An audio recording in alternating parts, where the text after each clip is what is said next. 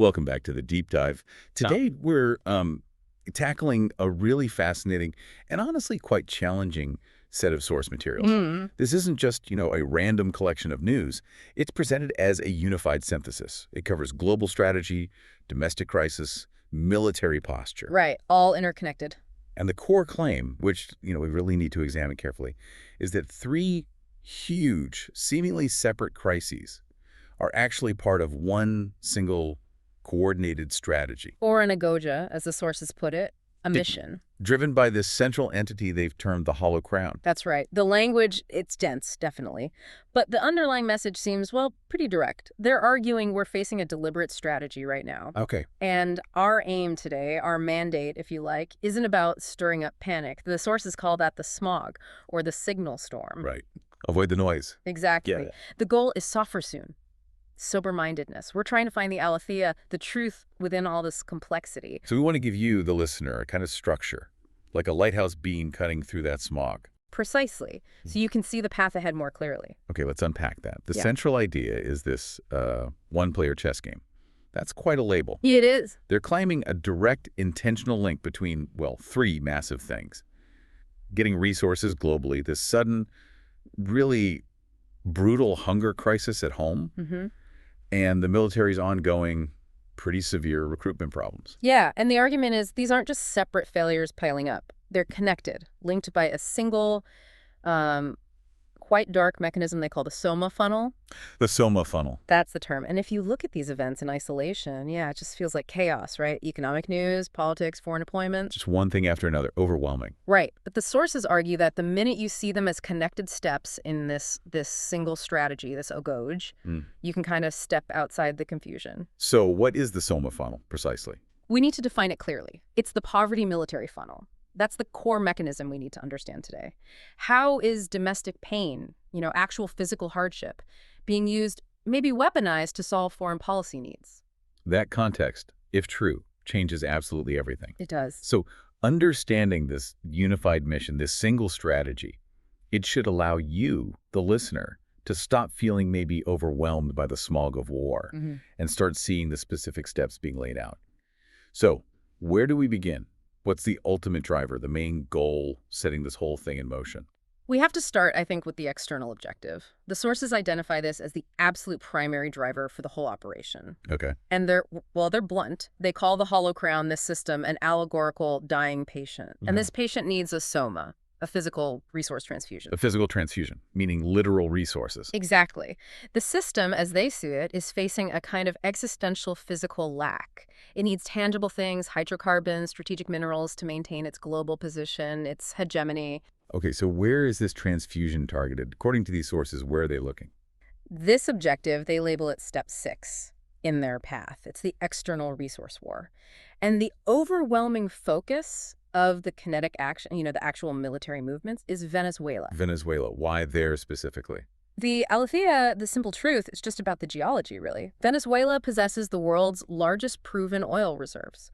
We're talking something like 303 billion barrels. 303 billion barrels. That's enormous. Huge. Plus significant natural gas, gold, uranium deposits.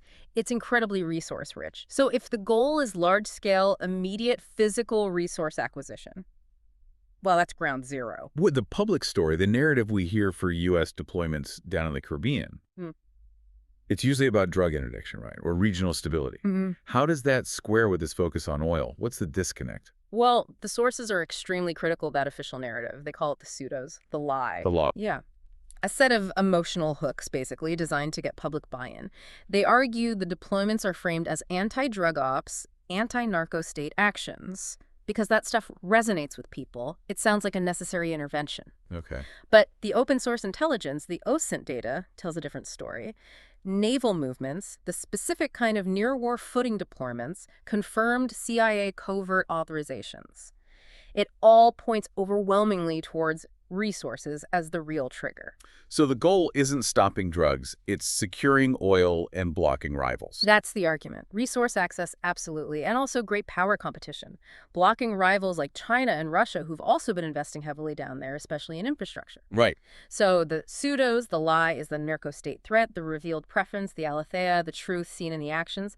It's the need for that oil, that 303 billion barrels. It becomes a zero-sum game then, fought over physical assets. Exactly, control of physical stuff. That context really does shift the risk calculation quite dramatically. Yeah. So Venezuela is the main kinetic target, high risk, high reward maybe. But the sources also mention Nigeria as a more subtle resource goal. Is Nigeria facing, like, imminent naval blockades, too?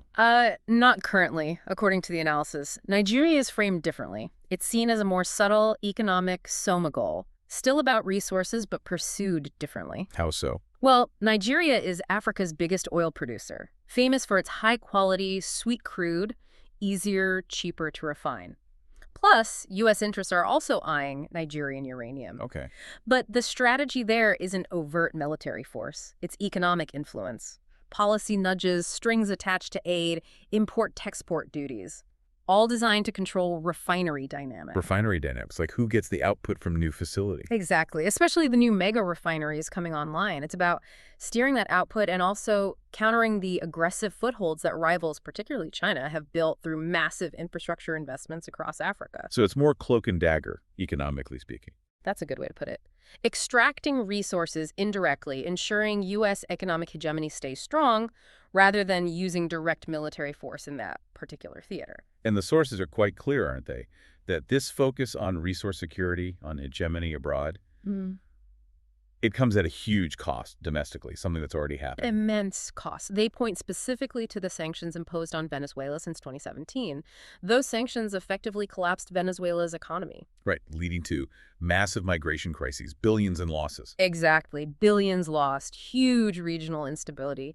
And then, in a really cynical twist, those very crises sometimes get used as geopolitical leverage points later on. Wow. And this really lays the kind of moral foundation for the whole Agoge, the mission as they see it. This system, the Hollow Crown, is apparently willing to inflict really deep, painful domestic costs and regional instability. To secure its external needs, its resource needs. It's an explicit trade-off, they argue. External resource security prioritized over internal stability. And that realization, that trade-off, it leads us right into the next stage, doesn't it? Yeah. The domestic situation that apparently fuels this funnel. Perfectly. The time bomb at home. It's just staggering to think that a foreign policy choice could directly create the need for a domestic catastrophe like the one described next. Okay, let's pivot inwards then. If the main goal is resources abroad, that's step 6, why, according to these sources, is this Hollow Crown simultaneously engineering what they call a physical war, a Soma war, right here at home? We're now talking about step 1 in their sequence, the engineered hunger cascade. This is described as the intentional domestic kinetic event. The sources are claiming that the Aletheia, the real truth behind the engineered hunger cascade, is the deliberate financial mechanism that caused the November 1st SNFP cutoff. SNFP, Supplemental Nutrition Assistance Program. We're talking about benefits being halted or severely cut for. How many people? Around 42 million Americans. 42 million, facing immediate, acute food insecurity. That sounds, that pushes things into a crisis level, often compared to the Great Depression. It does. Now, this sounds potentially conspiratorial. What evidence, beyond this specific interpretation of the sources, suggests the SNAP crisis was actually intentional, not just massive political incompetence during the government shutdown? It's a fair question. The sources acknowledge the complexity, but they point to the specific legal mechanics used. The funding lapse wasn't just a general budget failure. Right. It was tied to very specific writers and political maneuvering during those 2025 shutdown negotiations. Maneuvers that made continuing essential services politically impossible without causing maximum immediate pain. So the structure of the shutdown negotiation itself was the weapon. That's the argument. They suggest that if the cut had been purely accidental or just incompetence, you would have seen immediate, overwhelming bipartisan support for an emergency fix. Someone would have pushed the button. Right. People are starving, fix it. But the fact that the roughly $7.8 billion a month needed to feed those families was deliberately withheld, while at the same time, military and covert budgets for Venezuela operations remained fully funded, even robust. That shows a prioritization. A powerful and frankly horrific prioritization if the analysis holds. The sources use this term, flipse anguish, to describe the result. This physical anguish is essential to the overall mission. Yes, flipse, essential fuel. And the immediate impact was visible, visceral, chaos. Food banks were instantly swamped. Yeah, I remember the images. Operating at capacities not seen since the worst of the 2008 recession. States knew how bad it was. They were forced to deploy their own internal resources. Like the National Guard. Exactly. We saw guard units, the internal Xiphos. The sword deployed not for border security, not for hurricane relief in the usual sense, but simply for distributing food packages. Just handing out food. Just basic food distribution. Yeah. And critics, who are cited in the source material, they hammered home that irony constantly. No money for food, but billions available, already diverted for foreign ops. Specifically, those naval deployments near Venezuela needed to secure the oil. So that deliberate funding gap is the engine of this domestic Soma war. That's the core argument for step one. And the sources also suggest that all the political chaos surrounding the shutdown, the drama with judges, the presidential legal fights back and forth, that was all just noise, a distraction. They call it kabuki theater, a performance. Okay. That judicial and political chaos is labeled the pseudo's the lie, designed specifically to suck up all the media oxygen, all the public attention. So people focus on the personalities, not the mechanism. Precisely. The sources argue that drama was engineered to guarantee confusion, guarantee delay in any real resolution. So the court's eventual solution, or whatever political deal finally emerged, that's the lie. The Aletheia, the truth then, is the delay itself. The delay is the weapon. That guaranteed financial gap, the period where millions are going hungry, that is the physical war. Step one in the funnel. And the anguish it creates. That flipsay. It's the necessary fuel for the next stage. It's like a domestic resource depletion strategy.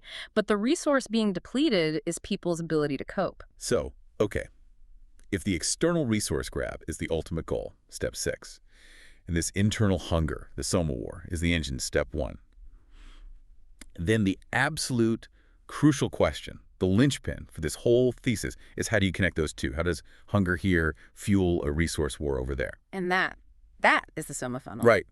This is where, I have to say, the analysis gets truly chilling. This funnel connects the engineered hunger cascade, step 1, directly to the resource war, step 6, potentially in Venezuela. It's step 5 in their path, the cold, hard logic of the system, as they describe it. This funnel is presented as the calculated mechanism, the way the Hollow Crown solves its military manpower crisis. It's the final sort of devastating piece of the puzzle. Okay, break that down. The fundamental Gnosis, the core knowledge we need to grasp here is that the system needs Soma. It needs physical bodies. People. For its Xiphos, its sword, its military machine. It needs boots on the ground to execute that resource transfusion, potentially in high-risk places like Venezuela. And the military is facing recruitment problems. A severe 2025 recruitment crisis, yes, across all services. Missing targets by significant margins, even before this latest global crisis really escalated. They just weren't getting the numbers. So the engineered crisis at home, the hunger, provides the forced solution for the recruitment crisis. That's the core of the funnel concept. While, look, economic hardship has always driven military signups. To some extent, we know that historically. Sure, people join for stability. Right. But this is argued to be different. A deliberate, systemic application of poverty as a mass recruitment strategy. Systemic, that's the key word. Precisely. The system is portrayed as intentionally using hunger, economic desperation, the immediate physical risk of ending up homeless, starving to force the oikos. The house, the populace. Our populace, into the only physical solution that's been intentionally left open for them, military recruitment. Wow. Think about the vulnerability. Agent reports cited confirm that a huge chunk of the U.S. workforce earns wages that keep them perpetually close to the poverty line anyway. Living paycheck to paycheck. Exactly. Then the SNP cutoff just dramatically exacerbates that vulnerability for those 42 million people. It makes the promise of a steady military paycheck, housing, 3 meals a day. It makes it look like an unavoidable financial lifeline. The only option left on the table. For many, potentially yes. And the sources say there's evidence of a shift in recruitment messaging, too, confirmed by internal agent reports. A dramatic psychological shift, yes. The logos, the word, the message of recruitment has apparently pivoted, moved away almost entirely from the traditional appeals, adventure, patriotism. See the world, serve your country, that kind of thing. Gone, or at least significantly downplayed. The Aletheia, the truth of the current value proposition, has been exposed by these internal agents. The new logos is explicitly stability, paycheck, housing, food. Just the basics. Survival. Yes. The military is no longer being marketed primarily as an exciting career or a purely patriotic duty. It's being reframed as essentially prudent family provision during hard times, during austerity, economic uncertainty. So the recruiting stations are basically selling a physical harbor from the storm, the very storm the system itself created. That's the grim logic presented, selling shelter from the manufactured storm. This feels almost medieval in its severity. Do the sources draw any historical parallels to this specific tactic, weaponizing hunger for recruitment? Absolutely. They draw a really profound parallel. They link this desperation to the ancient warning in the Logos, the word, of Isaiah 30, verse 16, from the Septuagint version. Isaiah 30.16. Yes. The Agoge of fleeing upon horses. In this context, fleeing upon horses isn't literal cavalry. It represents seeking an external, quick, physical solution like military salvation during a time of intense self-inflicted anguish. That flip side again. Looking for a quick fix out of desperation. Exactly, and they point to other examples too. The Roman Empire famously filled its legions during periods of, agricultural collapse, internal strife. They leveraged debt and hunger as the ultimate recruiter. So it's a cyclical pattern of power. It seems to be presented that way. Weaponizing the immediate basic needs of the population to serve the state's external ambitions, a recurring historical theme. So the system manufactures the anguish, the hunger, and then presents the military as the only safe, physical, immediate way out of that anguish. It's a closed loop. It is the funnel. It captures those households driven out by hunger and desperation. Transforms them into the Xiphos, the armed physical force needed. And directs them towards the external resource war. Venezuela, potentially. Precisely. And the expected outcome, what they call the PIRD, the priority intelligence requirement for domestic, is a significant spike in enlistment inquiries. It's predictable. Because for someone facing immediate food insecurity, the risk of deployment, even to a dangerous place like Venezuela, becomes functionally irrelevant compared to the immediate guaranteed security of a steady paycheck, food, and shelter. The funnel, they argue, prioritizes securing assets over the actual lives of the oikos, the populace. That is the unifying mechanism connecting domestic pain to foreign goals.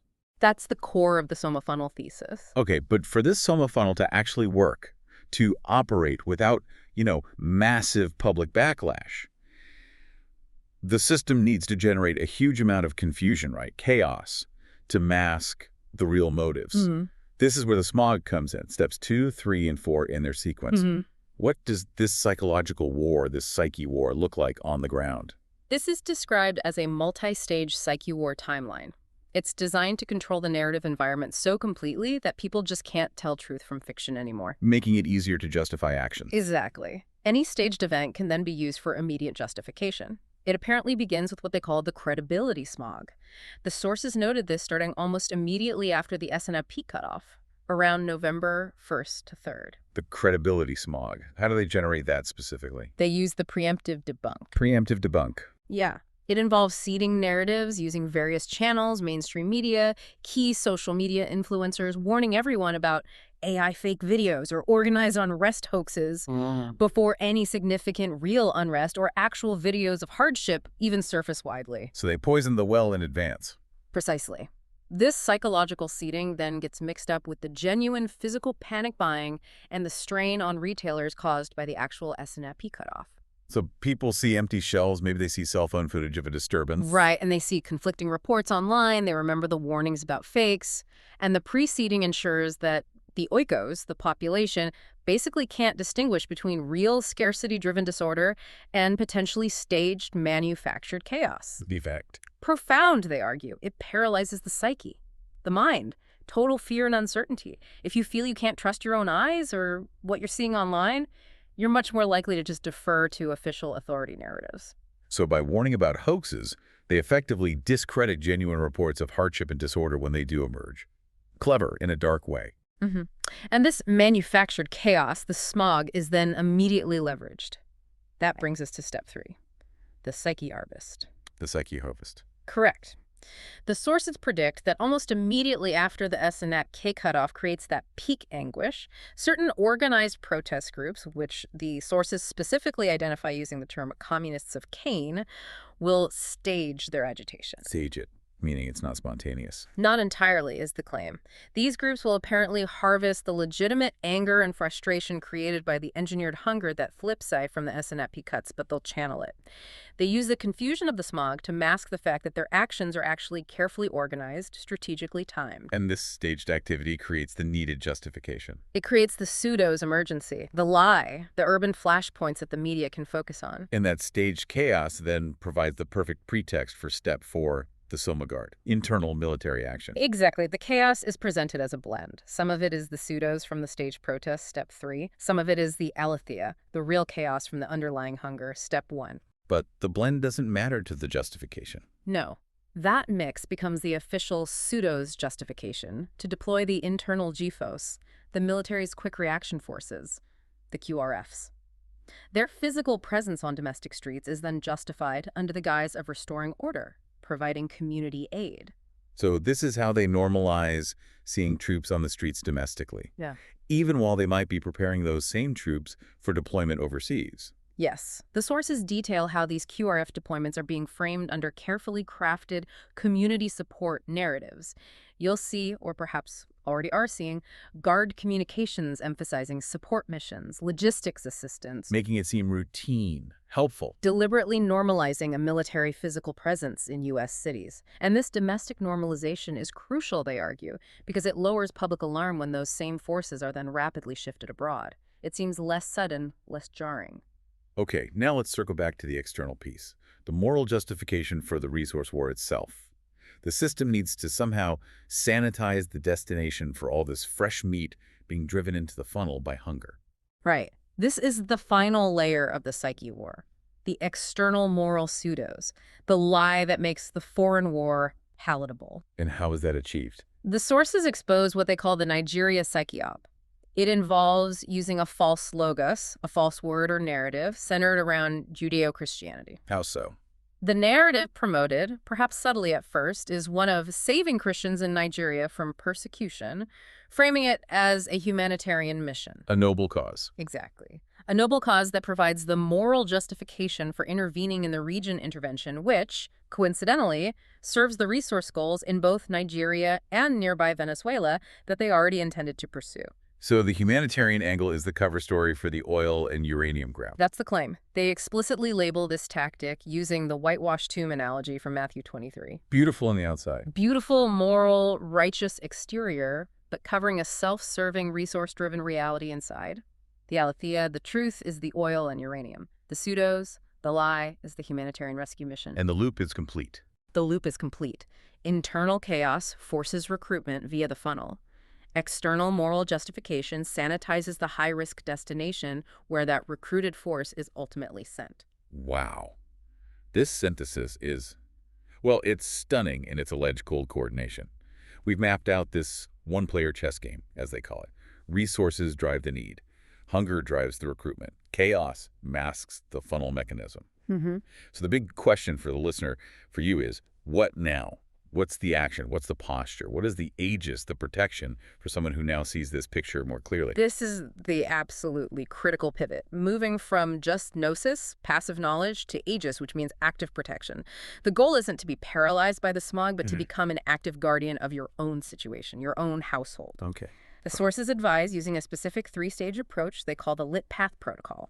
It's for analyzing intelligence and structuring your response. The Lit Path Protocol. Walk us through those 3 stages. Okay, stage 1 is Gnosis, seeing the unified Agoge. We've essentially done that by unpacking the poverty military funnel concept, understanding the alleged mechanism. Seeing the connection. Stage 2 is Xiphos, which here means the predictive logos, using foresight. This means anticipating the Hollow Crown's next defensive move, its next likely lie. What do they predict that will be? The sources predict that once this unified strategy, this funnel, starts getting exposed more widely, the next pseudos, the next lie they must deploy, is to label those exposing the Aletheia. People discussing this material, for instance. Exactly. The sources themselves, informed citizens sharing the analysis, they'll be labeled traitors or Russian agents or people who are deliberately hurting military recruitment during a national crisis. Ah, the anticipated counterattack, weaponizing patriotism and national security to shut down the discussion. Precisely. using moral shaming to defend the funnel's integrity and stop the information flow. So it's stage 3.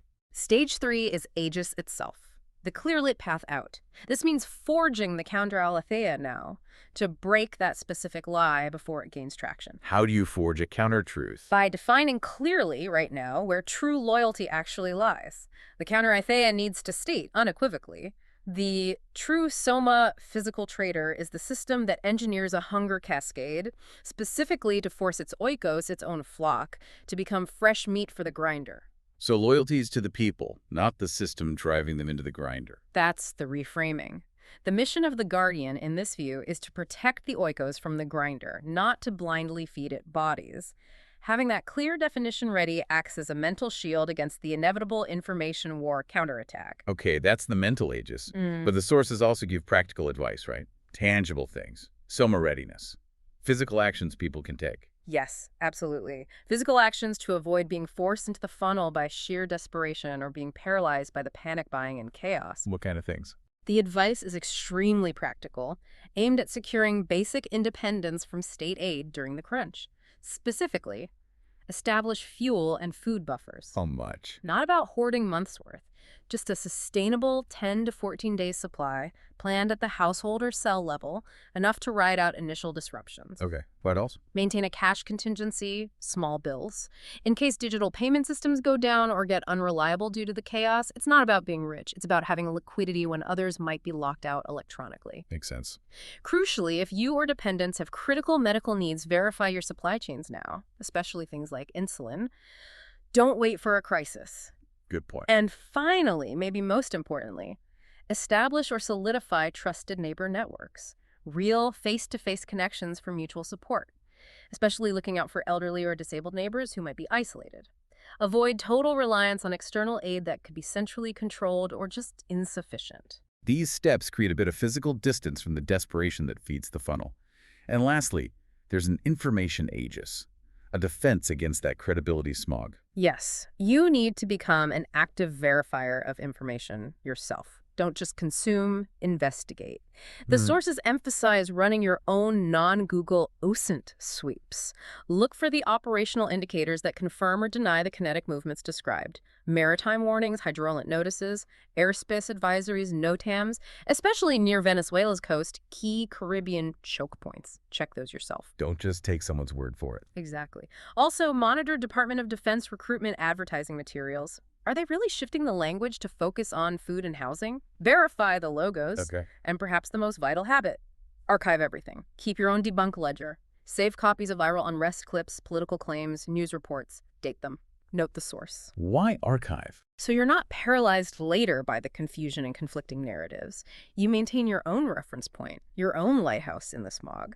That allows you to keep walking forward, making informed decisions instead of being swept away by the noise. So the knowledge isn't meant to cause fear, it's about enabling preparation. Precisely. Build your own lighthouse so you don't get lost when the smog rolled in. Hashtag tag outrag OTRO and final thought. So let's just reassert the Pneuma mandate here, the spiritual core of this whole exercise, this deep gnosis, this knowledge we've explored. It's intended as the Aletheia, the truth that breaks the pseudos, the lie of panic. We are not meant to be panicked by this. We're meant to be informed, sober-minded. As the sources say, we are not simply fresh meat for the grinder. We are stoic men watching the board, seeing the path laid out, even if it's difficult. This has been, a really profound deep dive. We started with what looked like 3 separate crises, the resource scramble focusing on Venezuela, the sudden SNAP hunger cascade domestically, the military recruitment shortfall, and the source material forcefully argues they are all connected into one single unified mechanism, this poverty military funnel, the Soma-Funnel, driven, allegedly, by the Hollow Crown to acquire resources using the desperation of its own people. And that connection, that specific mechanism, leads to a final provocative thought that the source material itself explores. Okay. If this whole predictive model, the system creating artificial hunger to force people into military service for resource wars, if that resonates so strongly with ancient scriptural warnings, What does that really imply? Like the Isaiah passage you mentioned. Exactly, like the Agoge of fleeing upon horses in Isaiah 30. Or even the warnings about the kingly scourge in 1 Samuel chapter 8, where the people are explicitly warned that a king will seize their sons for his armies and take their fields for his own use. History repeating itself, or something deeper? That's the question posed.